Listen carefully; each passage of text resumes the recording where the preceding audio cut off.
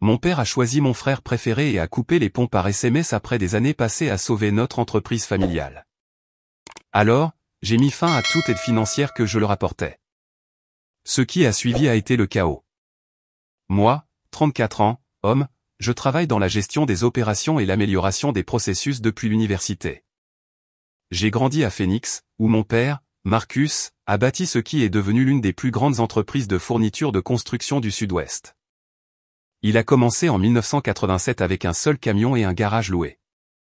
Il l'a transformé en une opération de plusieurs millions de dollars au moment où j'ai obtenu mon diplôme de l'Arizona State. En grandissant, j'ai toujours été le plus analytique.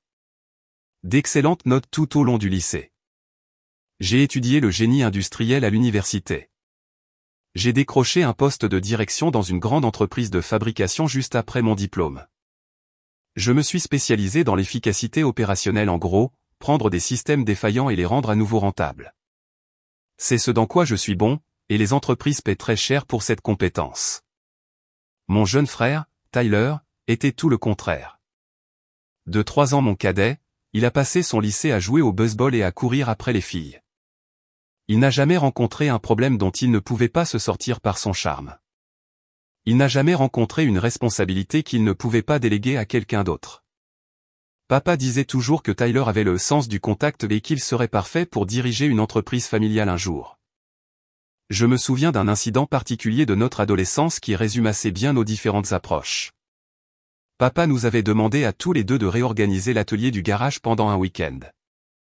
J'ai passé le samedi matin à créer un système d'inventaire, à tout étiqueter et à mettre en place des zones de rangement efficaces. Tyler a passé le samedi après-midi à réarranger les outils en fonction de ce qui avait l'air bien, puis a disparu pour sortir avec des amis.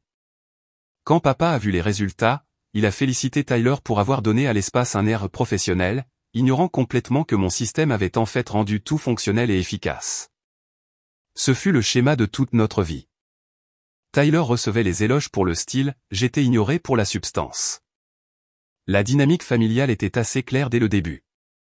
Papa voyait Tyler comme son successeur et moi comme le gamin intelligent qui irait faire fortune ailleurs, ce qui me convenait parfaitement. J'avais ma propre carrière et ma propre vie. Puis Tyler a rencontré Jessica. Il avait 26 ans, elle en avait 22. Ils se sont rencontrés dans une boîte de nuit huppée de Phoenix. Jessica était tout ce à quoi on pouvait s'attendre, cheveux blonds décolorés, tout de marque. Le genre de fille qui n'avait jamais travaillé un seul jour de sa vie, mais qui avait toujours de l'argent pour des virées shopping. Elle a jeté un coup d'œil au nom de famille de Tyler sur l'entreprise familiale et a agi rapidement. Je n'oublierai jamais la première fois que Tyler l'a amenée à un dîner de famille. Elle a passé toute la soirée à poser des questions suggestives sur l'entreprise. Combien d'employés avez-vous ? Quel est votre plus gros contrat ? Est-ce que vous possédez tous ces camions que je vois en ville ? Quand papa a mentionné qu'ils envisageaient de s'étendre au Nevada, ses yeux se sont littéralement illuminés comme si elle venait d'entendre parler d'un trésor enfoui. En 6 mois, elle était enceinte. En 1 an, ils étaient mariés. En 2 ans, elle s'était positionnée comme la voix moderne dont l'entreprise avait besoin et avait réussi à convaincre papa de la mettre sur la liste de paix. La grossesse était aussi stratégique. Je ne dis pas qu'elle l'avait planifié, mais je dis qu'elle s'est assurée que tout le monde le sache immédiatement et a commencé à parler de sécuriser l'héritage familial ou pour la prochaine génération avant même que son ventre ne soit visible. À leur mariage, le discours de sa demoiselle d'honneur incluait une phrase sur le fait que Jessica faisait enfin partie d'une famille qui construit des choses au lieu de se contenter d'en rêver. Une pique pas si subtile envers ses propres origines modestes tout en se positionnant comme essentielle à l'avenir de notre famille. J'ai observé tout cela de loin.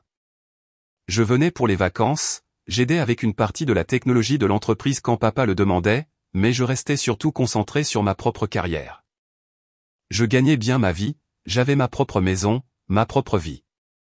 Les drames familiaux n'étaient pas mon problème. Puis 2019 est arrivé, et tout a changé. Le premier signe de problème est apparu lors de Thanksgiving 2019. Papa avait l'air épuisé, plus vieux que ses 58 ans. Après le dîner, il m'a pris à part. Mon fils, je dois te demander quelque chose, et j'ai besoin que tu sois honnête avec moi. Que penses-tu de l'entreprise ? J'avais surveillé les chiffres de manière périphérique pendant des mois. Le chiffre d'affaires était stable, les dépenses augmentaient, et d'après ce que je pouvais voir, ils brûlaient leurs réserves de trésorerie à un rythme alarmant. « Que te dit Tyler ?» ai-je demandé. Il dit, « Tout va bien. » Il dit, « Le secteur de la construction traverse juste une mauvaise passe, mais nous sommes bien positionnés pour quand les choses repartiront. » Cela aurait dû être mon premier signal d'alarme. Le secteur de la construction à Phoenix était en plein essor en 2019. S'ils avaient des difficultés alors que tout le monde prospérait, le problème n'était pas les conditions du marché. J'ai affiché leurs états financiers sur mon ordinateur portable. Ce que j'ai vu m'a retourné l'estomac. Les coûts de main-d'œuvre avaient augmenté de 40% par rapport à l'année précédente, mais le chiffre d'affaires n'avait augmenté que de 8%. Leur coût par livraison avait doublé parce que Tyler avait décidé qu'ils avaient besoin de véhicules de service premium. En gros, il avait remplacé leurs camions de livraison fonctionnels par de nouveaux camions coûteux qui avaient meilleure allure mais coûtaient 2 fois plus cher à exploiter. Mais c'était pire encore. Tyler avait également embauché un coordinateur de flotte, un type de sa ligue de baseball, qui était payé 45 000 $ par an pour essentiellement planifier quel camion allait où. C'était un travail que le répartiteur gérait parfaitement dans le cadre de ses fonctions existantes. La rotation des stocks était un désastre. Ils avaient en stock pour 200 000 $ de matériaux qui n'avaient pas bougé en 6 mois parce que Tyler continuait de commander en se basant sur son instinct plutôt que sur des données de demande réelles. J'ai trouvé des commandes d'additifs pour béton spéciaux qui ne fonctionnaient qu'à des températures inférieures à 4 degrés Celsius à Phoenix. En été. Quand j'ai interrogé Tyler à ce sujet plus tard, il a dit, « On ne sait jamais quand on pourrait décrocher un gros chantier qui a besoin de ce genre de choses. Mieux vaut l'avoir sous la main. » Et, Tyler, c'est pour la construction par temps froid. Nous sommes dans le désert. Exactement. Personne d'autre ne l'aura, donc nous allons monopoliser le marché. Il n'y avait pas de marché. Personne ne construit avec des additifs pour temps froid à Phoenix car il ne fait jamais assez froid pour en avoir besoin. Le pire de tout, c'est que Jessica avait réussi à s'obtenir un salaire de 75 000 $ en tant que directrice du marketing et des communications. Sa description de poste était de maintenir leur présence sur les réseaux sociaux et de renforcer la notoriété de la marque auprès des segments démographiques clés. J'ai regardé son Instagram, des selfies avec des casques de chantier qu'elle n'avait manifestement jamais portés. Elle publiait des photos avec du matériel de construction qu'elle ne savait pas utiliser et des publications promotionnelles sur les valeurs familiales et la tradition de l'entreprise locale. Elle avait 1200 abonnés, dont la plupart semblaient être d'autres aspirants influenceurs de Phoenix. Son profil LinkedIn était encore mieux. Elle s'était présentée comme une directrice du marketing stratégique avec une expertise en développement de marques numériques, optimisation de la relation client et création de contenu multiplateforme. Son expérience professionnelle précédente, consultante en style de vie indépendante et ambassadrice de marque indépendante. « Papa, dis-je prudemment, vous avez de sérieux problèmes d'efficacité opérationnelle. Peux-tu nous aider à trouver une solution ?» J'aurais dû dire non. J'aurais dû lui dire d'embaucher un vrai consultant en affaires et de rester en dehors de ça. Mais c'est mon père, et le voir stressé à l'idée de perdre tout ce qu'il avait construit était difficile. C'était le début de la fin, même si je ne le savais pas à l'époque. J'ai pris 2 semaines de vacances en décembre 2019 pour me plonger dans leurs opérations. Ce que j'ai trouvé était pire que ce que leurs états financiers suggéraient. Tyler avait pris des décisions basées sur ce qui semblait juste plutôt que sur des données. Il avait signé un bail de 3 ans pour un entrepôt 60% plus grand que nécessaire parce qu'il avait l'air plus professionnel. L'espace supplémentaire coûtait 4 000 $ par mois et restait vide, à l'exception de la zone de création de contenu de Jessica, un coin avec un bon éclairage pour les photos Instagram. Il avait embauché 6 amis de sa ligue de baseball à 18 à 22 $ de l'heure pour un travail que leur équipe existante pouvait gérer avec une meilleure organisation. Une embauche était particulièrement mémorable, Brad, le spécialiste de l'expérience client, qui appelait les clients pour leur poser des questions vagues comme « Comment tout s'est passé ?» Les clients détestaient ça. Un entrepreneur m'a dit, un gars n'arrête pas d'appeler pour me demander comment s'est passée ma coulée de béton. J'ai commandé du gravier, pas du béton, et c'était il y a 3 semaines. Dites-lui d'arrêter de m'appeler. Le marketing de Jessica avait coûté 30 000 $ l'année précédente. Elle avait engagé un photographe, dépensé 8 000 $ pour une refonte de site web qui était identique à l'ancien, et convaincu papa de sponsoriser un tournoi de golf caritatif pour jeunes joueurs de baseball pour 15 000 $ afin de se connecter avec les professionnels de la construction. Quand j'ai demandé la logique derrière cela, sa réponse était de l'or pur. Le marketing n'est pas toujours une question de retour sur investissement direct. Parfois, on investit dans des relations communautaires qui portent leurs fruits avec le temps. Quels fruits? La reconnaissance de la marque. Les gens voient notre nom et l'associent aux valeurs communautaires. Combien de nouveaux clients avons-nous obtenus? Ce n'est pas comme ça que le marketing fonctionne, Michael. Tu ne peux pas tout réduire à de simples mesures. Nous avons eu 0 nouveaux clients. 0. Leur système d'inventaire était un désastre. Ils se retrouvaient à court d'articles courants tout en ayant des palettes de matériaux spécialisés qui ne bougeaient qu'une fois par an. La planification des livraisons était basée sur l'humeur quotidienne de Tyler. Il payait 30% de plus que le prix du marché parce que Tyler aimait travailler avec des gens en qui il avait confiance. J'ai passé les vacances de Noël à leur construire un cadre de travail approprié. Un appel de 15 minutes avec leur fournisseur de béton a permis d'économiser $35 000 par an. Ils demandaient à Tyler des remises sur volume depuis 2 ans. Quand j'ai présenté le plan à papa le 2 janvier, il a fixé les chiffres pendant 5 minutes. Cela nous ferait économiser près de $300 000 par an. Estimation conservatrice, dis-je, probablement plus proche de $400 000 une fois entièrement mis en œuvre. Fais-le, a dit papa immédiatement. Tout ce dont tu as besoin. J'ai pris 3 mois de congé sans solde et je suis retourné à la maison. Le système d'inventaire a mis 6 semaines à être mis en place. La formation du personnel a été une aventure. Quand je leur ai montré le nouveau système de planification des itinéraires, leur chauffeur principal a dit « Vous voulez dire qu'on n'a plus besoin de zigzaguer à travers la ville 12 fois par jour ?» Tyler n'arrêtait pas de disparaître. Les réunions clients devenaient des parties de golf de 3 heures. Les visites de fournisseurs coïncidaient avec les matchs à domicile des Phoenix Suns. Jessica était activement hostile. Quand j'ai suggéré de gérer les réseaux sociaux en interne, elle a fait un discours de 20 minutes sur la cohérence de la marque et la construction de récits qui résonnent avec les segments démographiques cibles. Je lui ai demandé de montrer une corrélation entre les dépenses de marketing et l'acquisition de clients. Elle a dit que les données étaient trop simplistes pour capturer l'impact global du développement de la marque. Ils avaient gagné 12 nouveaux clients en 2019 avec un budget marketing de $30 000. C'est $2 500 par client dans un secteur où la valeur vie moyenne d'un client était de $8 000. En avril 2020, la transformation était évidente. L'efficacité des livraisons avait augmenté de 45%.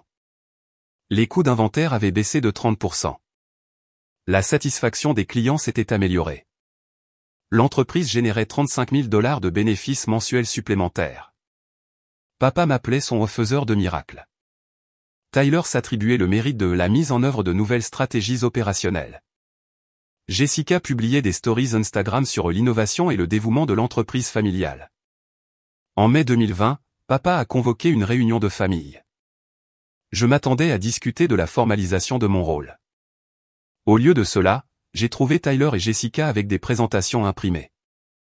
Jessica portait un tailleur que je n'avais jamais vu et avait des diapositives sur l'exploitation des compétences clés et l'optimisation de l'allocation du capital humain. Une diapositive était intitulée « Réalignement organisationnel stratégique pour une croissance durable ». Le fond du problème, il me voulait dans un rôle consultatif pendant que Tyler assumerait le contrôle opérationnel. Jessica deviendrait vice-présidente exécutive du développement stratégique avec un salaire de $90 000. Tyler doit prendre les rênes de l'entreprise dont il va hériter, a dit papa. Tu as ta propre carrière. Jessica a souri de ce faux sourire d'entreprise. Pense à cela comme une promotion au poste de conseiller stratégique. Puis vint la restructuration des parts. Tyler obtient 65% quand papa prendra sa retraite. Je garde 15%. Jessica obtient 10%. Quand j'ai demandé le remboursement de mon investissement de $150 000 en frais de consultation, papa a dit, les membres de la famille ne facturent pas la famille pour de l'aide. C'est là que j'ai réalisé qu'ils avaient planifié cela depuis le début. La présentation d'entreprise de Jessica, les arguments de Tyler, l'accord passif de papa, ils avaient orchestré ma mise à l'écart dès que j'aurais fini de régler leurs problèmes. Je suis parti, sachant exactement ce que j'allais faire. Voici ce qu'ils n'avaient pas compris sur les améliorations que j'avais apportées à leur entreprise. Quand j'ai reconstruit leurs systèmes opérationnels, je n'ai pas seulement réorganisé leurs processus existants, j'ai créé une infrastructure entièrement nouvelle qui fonctionnait via des systèmes que je contrôlais. Leur système de gestion des stocks était basé sur un logiciel que j'avais sous licence et configuré via ma société de conseil. Leur relation avec les fournisseurs était négociée par des contrats qui me désignaient comme contact principal. Leur base de données clients était hébergée sur des serveurs que je payais et entretenais. L'optimisation de leurs itinéraires de livraison était basée sur des algorithmes que j'avais développés et mis en œuvre via ma propre plateforme technologique. Même leur comptabilité avait été transférée sur un système que j'avais mis en place et géré via mes comptes professionnels. Je n'avais pas seulement amélioré leur entreprise, j'avais rendu leur entreprise complètement dépendante d'une infrastructure qu'ils ne possédaient pas. Mais tout était légal. Quand j'avais commencé le projet, j'avais présenté à papa un contrat de consultation qui décrivait clairement la propriété intellectuelle, les licences de système et les clauses de résiliation. Il l'avait signé sans le lire car, nous te faisons confiance pour gérer les détails. Le contrat spécifiait que si ma mission de consultation était résiliée, je conservais la propriété de tous les systèmes propriétaires et avais le droit de révoquer l'accès avec un préavis de 30 jours. Tyler et Jessica venaient de résilier ma mission. J'ai passé le week-end à tout documenter, chaque système que j'avais construit, chaque relation que j'avais établie, chaque amélioration de processus que j'avais mise en œuvre. Puis j'ai rédigé un avis formel de résiliation de contrat et de révocation d'accès au système. Mais j'ai aussi fait autre chose. J'ai créé une documentation détaillée montrant exactement combien de valeur j'avais ajouté à leur entreprise. Augmentation de chiffre d'affaires, économie de coûts, amélioration de l'efficacité, tout quantifié et horodaté. J'ai calculé que mes améliorations avaient généré 420 000 $ de valeur supplémentaire dans les 4 mois suivant leur mise en œuvre. Mon investissement en temps valait environ 180 000 $ en honoraires de consultation au tarif du marché. Mon investissement financier direct était de 150 000 $. Il me devait une valeur totale de 750 000 $. Il m'avait offert 15% des parts d'une entreprise que j'avais sauvée. Lundi matin, j'ai envoyé des lettres recommandées à tous leurs principaux fournisseurs, les informant que je ne gérerais plus la relation et qu'ils devraient établir de nouveaux points de contact pour les affaires futures. J'ai envoyé des lettres similaires à leurs 15 principaux clients, expliquant qu'en raison de changements organisationnels, je ne superviserais plus leurs comptes, mais que je lançais un cabinet de conseil indépendant et que je serais heureux de continuer à soutenir leurs projets via ma nouvelle entreprise. La lettre aux clients était soigneusement rédigée, bien que j'ai apprécié de travailler sur vos projets via Marcus Construction Supply, je suis ravi d'annoncer que je lance un cabinet de conseil indépendant axé sur l'efficacité opérationnelle et l'optimisation de projets. Je serais heureux d'avoir l'occasion de discuter de la manière dont je peux continuer à répondre à vos besoins en fourniture de construction via cette nouvelle entreprise. Et puis j'ai changé tous les mots de passe, révoqué tous les accès au système et transféré leur base de données clients sur mes serveurs personnels. À 10 h du matin, Tyler m'appelait. « Qu'est-ce que tu as fait ? » « Rien ne marche. » « J'ai résilié notre contrat de consultation, dis-je calmement. Vous avez dit que vous étiez prêt à prendre le contrôle total. Tu ne peux pas tout arrêter comme ça. C'est ma propriété intellectuelle. Vous vouliez que je parte, alors je suis parti. C'est du sabotage. C'est l'application d'un contrat. Vous avez 30 jours pour passer à vos propres systèmes, comme spécifié dans l'accord que votre père a signé. Tyler était pratiquement en hyperventilation. On ne peut pas fonctionner sans ces systèmes. Vous auriez dû y penser avant de décider que je n'avais pas assez de valeur pour être gardé. Cet après-midi-là, j'ai reçu un appel de mon avocat. Papa l'avait contacté, exigeant que je restaure l'accès immédiatement. Mon avocat a examiné le contrat de consultation et m'a rappelé 1 heure plus tard. Ils n'ont aucune base légale, a-t-il dit. Tout ce que tu as fait est couvert par les clauses de propriété intellectuelle. Ils peuvent exiger tout ce qu'ils veulent, mais tu n'as aucune obligation de fournir un accès continu à des systèmes que tu as développés et que tu possèdes. Et s'ils essaient de me poursuivre en justice ? Sur quelle base ? Ils ont résilié ton contrat de consultation, et tu suis les procédures de résiliation qu'ils ont acceptées. Au contraire, ils te doivent de l'argent pour pénalité de résiliation anticipée. Le lendemain, Jessica m'a appelé, en pleurant. Michael, s'il te plaît. Tu es en train de détruire tout ce que nous avons construit ensemble. Pense à ce que cela fait à ton père. J'y pense, dis-je.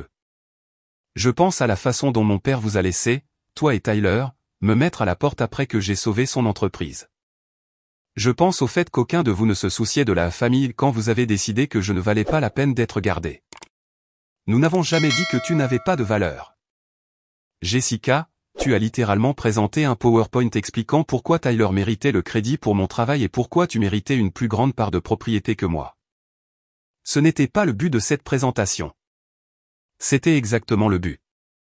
Vous vouliez les bénéfices de mon travail sans avoir à reconnaître mes contributions. À la fin de la semaine, ils avaient perdu 3 clients importants qui avaient décidé de me suivre plutôt que de faire face à l'incompétence de Tyler. Le premier mois a été magnifique à observer. Sans mon système de gestion des stocks, ils ne pouvaient pas suivre ce qu'ils avaient en stock.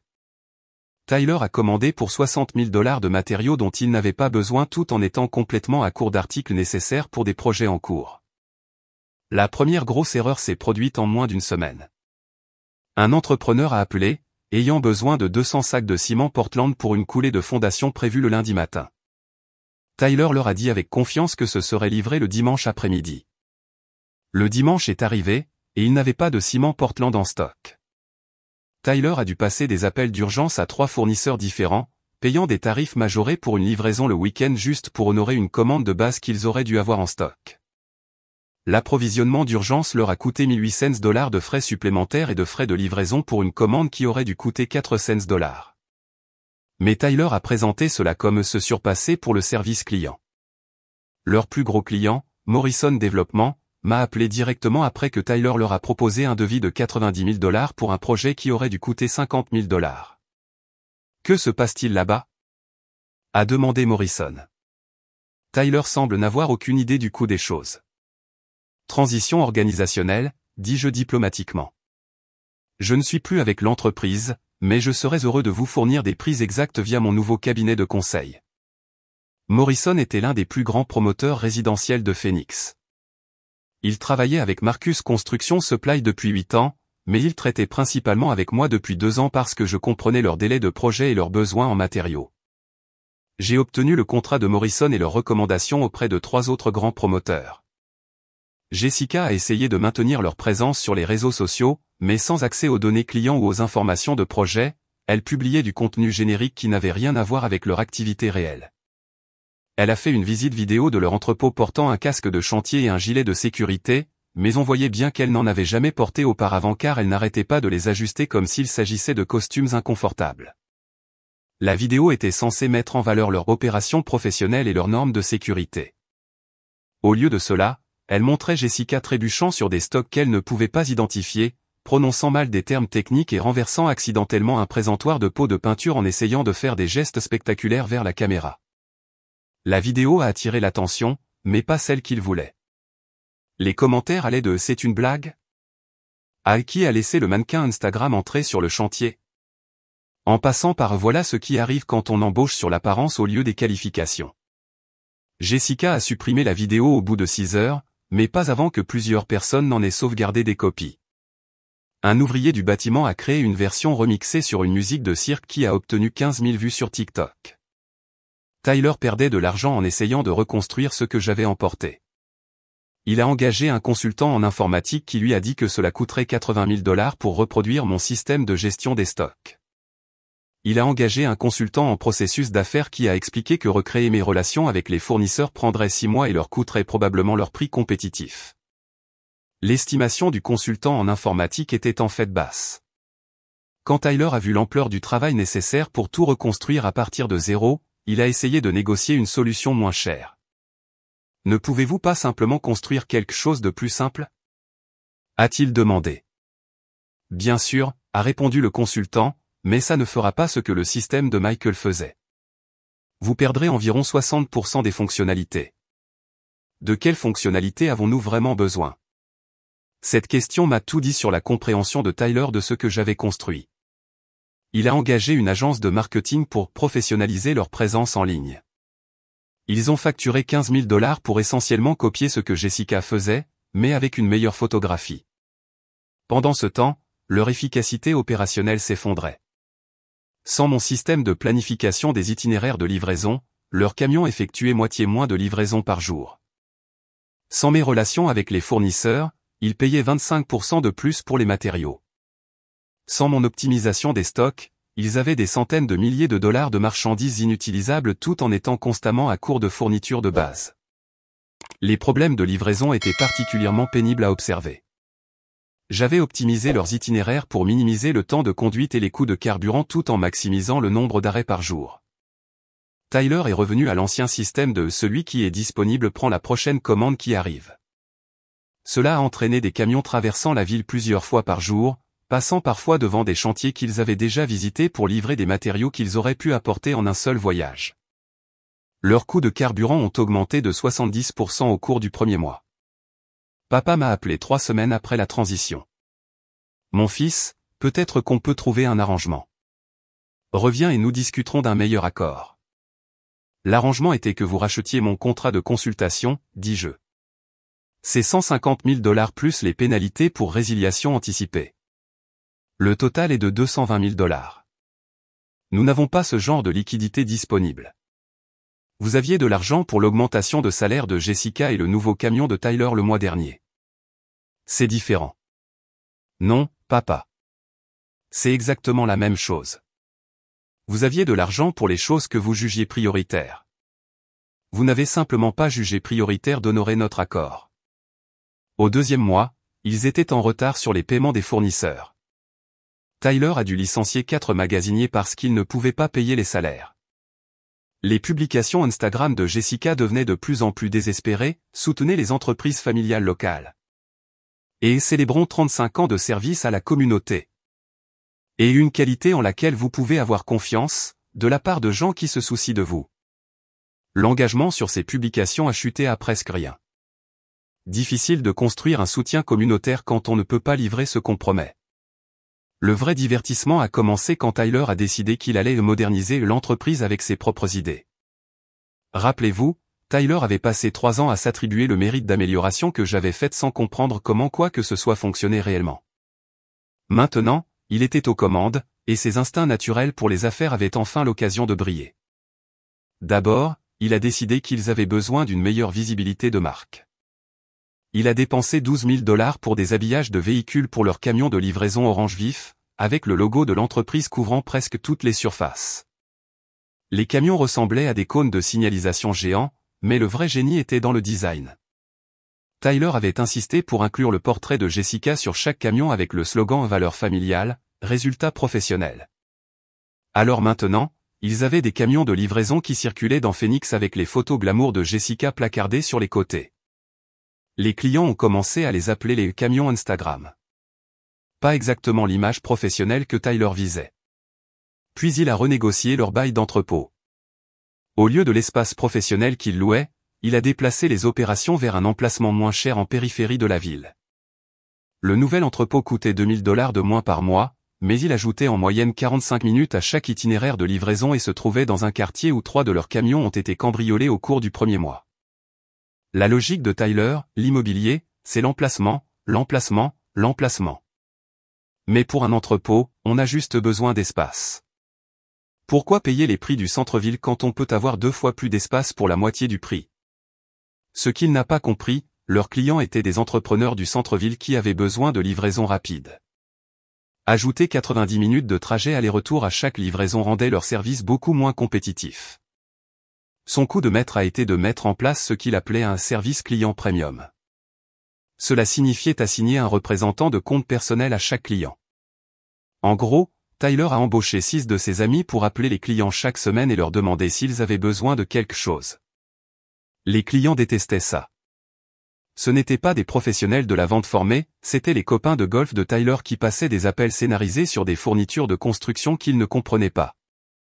Morrison Développement m'a dit, un gars a appelé pour nous demander si nous voulions améliorer notre commande de barres d'armature pour une qualité supérieure. Nous commandions du gravier décoratif. Un autre client s'est plaint, l'ami de votre frère a appelé pour essayer de me vendre du béton architectural pour un projet de drainage. Quand je lui ai dit que j'avais besoin de béton standard, il m'a demandé si j'étais sûr de ne pas vouloir rehausser l'impact esthétique de mon projet. L'équipe de service premium leur coûtait 18 000 $ par mois en salaire tout en agaçant activement leur clientèle. Jessica, pendant ce temps, a décidé qu'elle devait exploiter les synergies du marketing numérique. Elle a engagé un consultant en médias sociaux qui l'a convaincu de lancer un compte TikTok présentant du contenu des coulisses des fournitures de construction. Les vidéos étaient exactement ce à quoi on pouvait s'attendre, Jessica faisant semblant d'utiliser du matériel qu'elle n'avait jamais touché, expliquant des processus de construction qu'elle ne comprenait pas, et essayant de rendre le mélange de ciment amusant et accessible. Une vidéo la montrait en train d'expliquer différents types de béton tout en portant une robe blanche et des talons hauts dans l'entrepôt. Elle n'arrêtait pas de qualifier les mélanges de béton de recettes et de dire que chaque mélange a sa propre personnalité. Une autre vidéo la montrait en train d'essayer de conduire un chariot élévateur tout en donnant des conseils de sécurité. La vidéo se terminait par elle reculant dans une pile de plaques de plâtre en riant nerveusement et en disant « Oups ». C'est pour ça que la formation à la sécurité est si importante. Le compte TikTok a attiré une certaine attention, mais surtout de la part de gens qui se moquaient d'elle. Les ouvriers du bâtiment ont commencé à partager ces vidéos dans des groupes de l'industrie comme exemple de la façon de ne pas gérer une entreprise de fourniture de construction. Une vidéo a obtenu 50 000 vues, mais uniquement parce qu'elle a accidentellement renversé un présentoir en essayant de se filmer en train de marcher avec assurance dans l'entrepôt. Les commentaires n'étaient pas tendres. Voilà ce qui arrive quand on met quelqu'un en charge qui n'a jamais eu un vrai travail. Mon bambin a une meilleure conscience spatiale. Comment cette personne dirige-t-elle une entreprise de construction? Au 3e mois, leurs coûts opérationnels avaient augmenté de 60% tandis que leur chiffre d'affaires avait chuté de 30%. Ils brûlaient leurs réserves de trésorerie restantes à un rythme insoutenable. Papa a dû prendre une deuxième hypothèque sur sa maison pour couvrir les dépenses de l'entreprise. C'est à ce moment-là que les véritables supplications ont commencé. Le 4e mois a apporté le premier véritable appel de panique. Michael. La voix de papa tremblait quand il a appelé un mardi matin. Il faut qu'on parle. L'entreprise est en grande difficulté. J'ai entendu. Tyler a fait des erreurs. Les initiatives de Jessica n'ont pas fonctionné comme nous l'espérions. Nous avons besoin de quelqu'un qui comprend les opérations.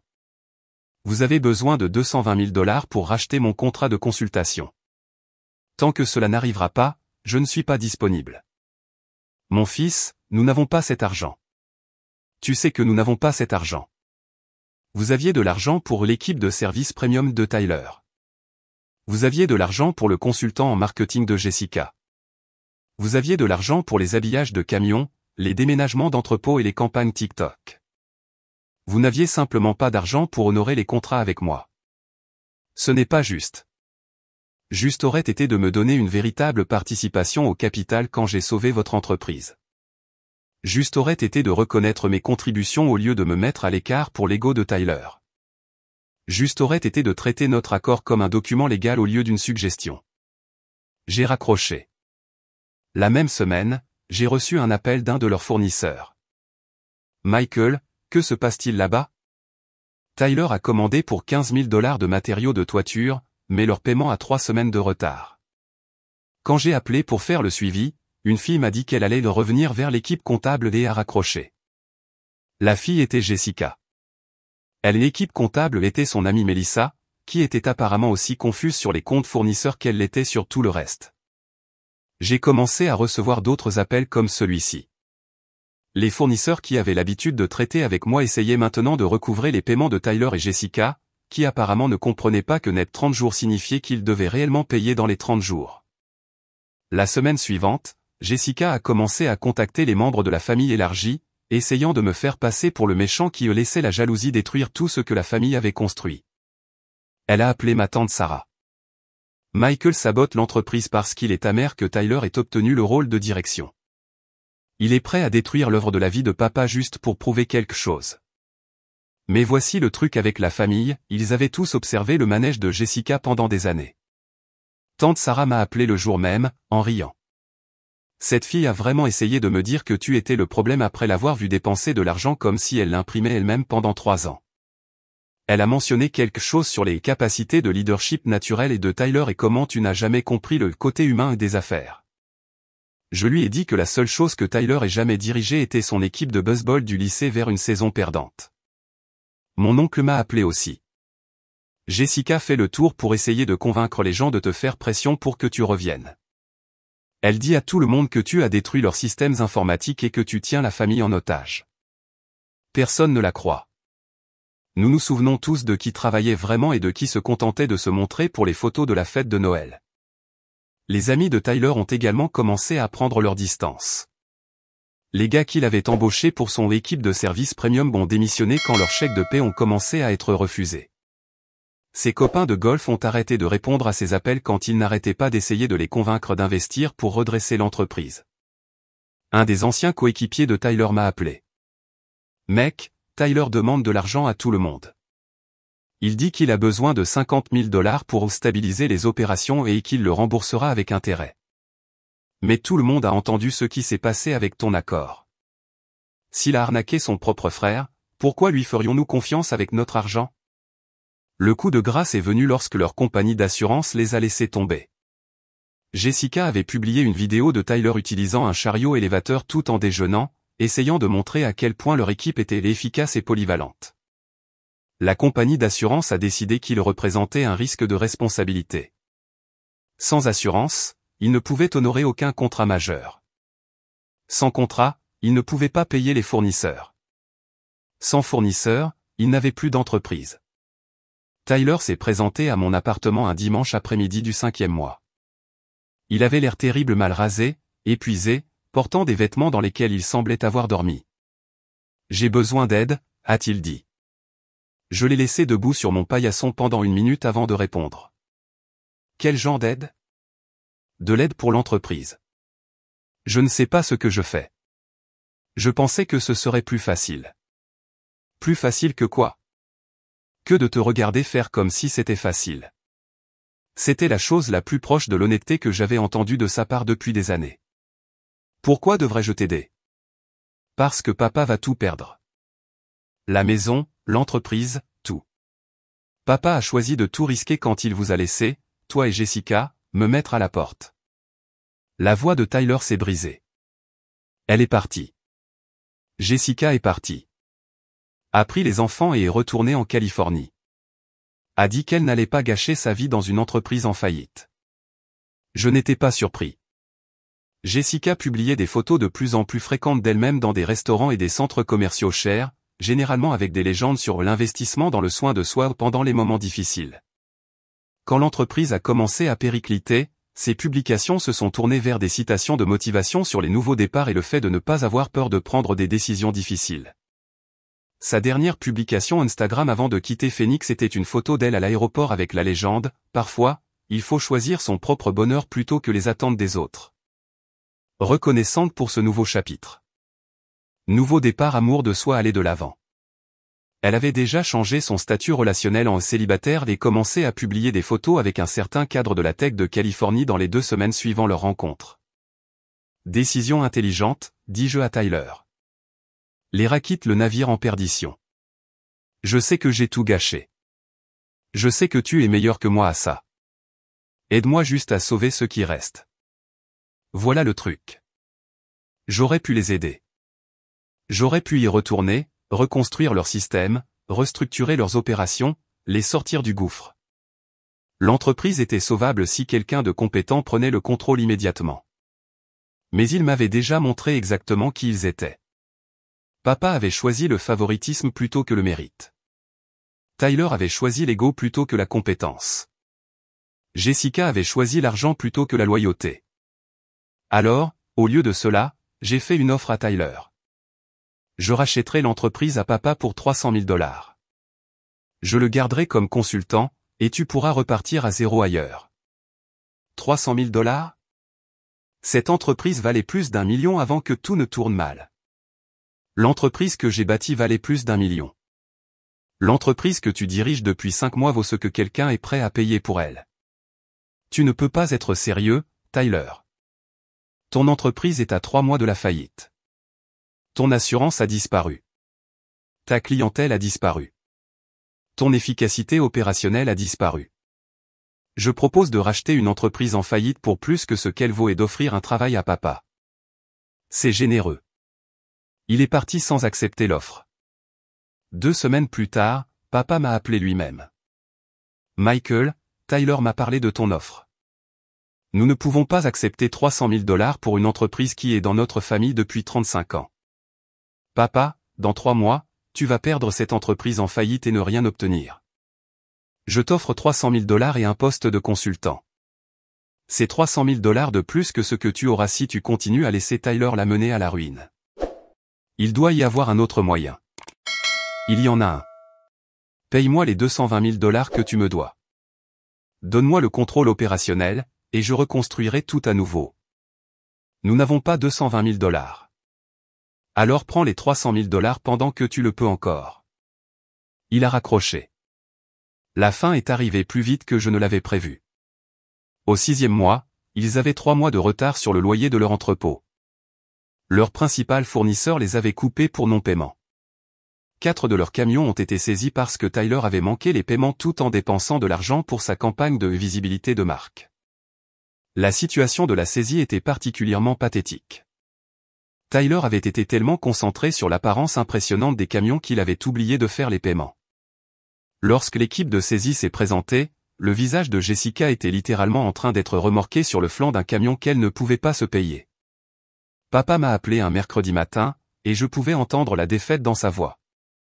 Michael, la banque procède à la saisie du prêt de l'entreprise. Nous allons perdre l'entrepôt, les camions restants, tout le stock, tout. Et le service client premium de Tyler? Et les synergies du marketing numérique de Jessica? S'il te plaît, ne fais pas ça. Je sais que tu es en colère, mais ce sont 35 ans de travail qui disparaissent. 35 ans de travail que j'ai sauvés, que Tyler a détruit, et que tu as laissé faire parce que tu pensais que la loyauté familiale signifiait ignorer l'incompétence. Que attends-tu de moi? Rien, papa. Je n'attends plus rien de toi. Mais ce n'était pas tout à fait vrai. Ce que je voulais, c'était qu'il comprenne ce qui s'était réellement passé. Alors je lui ai tout expliqué. Papa, j'ai passé 3 mois de ma vie et 150 000 $ de mon argent à sauver une entreprise qui était en train de faire faillite à cause de la mauvaise gestion. J'ai créé des systèmes qui ont augmenté votre rentabilité de 400 000 $ par an. J'ai établi des relations qui ont rapporté des millions de dollars de contrats. Je sais, mon fils. Et nous en étions reconnaissants. Non, vous ne l'étiez pas. Vous étiez reconnaissant jusqu'à ce que les sentiments de Tyler soient blessés. Alors vous avez décidé que mon travail n'avait pas d'importance parce que Tyler avait besoin de se sentir important. Vous avez bradé mes contributions pour que votre fils préféré se sente mieux dans sa peau. Ce n'est pas comme ça que ça s'est passé. C'est exactement comme ça que ça s'est passé. Et quand j'ai demandé à être rémunéré équitablement, tu m'as dit que la famille ne facture pas la famille. Mais quand Tyler voulait de nouveaux camions et que Jessica voulait des augmentations de salaire et des consultants en marketing de luxe, il y avait toujours de l'argent pour ça. Je pouvais l'entendre pleurer à l'autre bout du fil. Nous pouvons arranger ça. Reviens et nous arrangerons les choses. Tu ne peux pas réparer 35 ans de favoritisme, papa. Et tu ne peux pas réparer le fait que, quand c'était le plus important, tu as choisi l'ego de Tyler plutôt que l'avenir de notre famille. L'entreprise a fermé 2 semaines plus tard. Papa a dû vendre la maison pour rembourser les garanties personnelles qu'il avait signées sur les prêts de l'entreprise. La vente aux enchères de la faillite a rapporté assez pour couvrir la plupart de leurs dettes, mais pas assez pour sauver quoi que ce soit. Tyler a déménagé au Nevada et a trouvé un travail dans une entreprise de construction faisant de la coordination de projets de base. Aucune responsabilité de gestion, juste suivre les instructions des autres et se taire. Son nouveau patron me l'a dit quand j'ai appelé pour une référence, nous l'avons embauché spécifiquement pour des tâches subalternes. Son CV montre une expérience en gestion, mais honnêtement, il semble plus à l'aise quand quelqu'un d'autre prend les décisions. Le nouveau mariage de Jessica a fait parler de lui dans les cercles des médias sociaux de Phoenix. Elle s'était trouvé un cadre de la tech qui appréciait apparemment son expertise en marketing assez pour lui passer la bague au doigt dans les 6 mois suivant leur rencontre. Sa transformation sur Instagram a été immédiate. Fini les photos de chantier de construction, remplacées par des photos de dégustation de vin et de journées au spa avec des légendes sur le fait de vivre enfin de manière authentique. Papa a emménagé dans un petit appartement et a commencé à conduire pour une société de covoiturage pour joindre les deux bouts. L'homme qui avait bâti une entreprise de plusieurs millions de dollars à partir de rien conduisait maintenant des étrangers à travers Phoenix pour 15 $ de l'heure. Papa m'a appelé la semaine dernière. C'était la première fois que nous nous parlions depuis la fermeture de l'entreprise il y a 18 mois.